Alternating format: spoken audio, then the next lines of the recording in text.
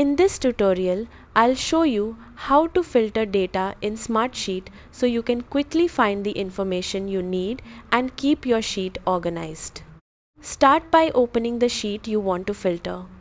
Once you're in the sheet view, look at the toolbar near the top of the screen and click Filter. Next, select Create New Filter. A window will appear where you can enter a name for your filter. Giving your filter a descriptive name can make it easier to find and reuse later. After naming your filter, choose the column you want to filter by. For example, you can filter by status, assignee, priority, or due date.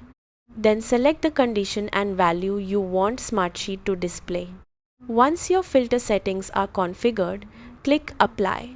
Smartsheet will instantly show only the rows that match your selected criteria, helping you focus on the most relevant data. If you want to remove the filter and display all rows again, simply click Filter and turn the filter off.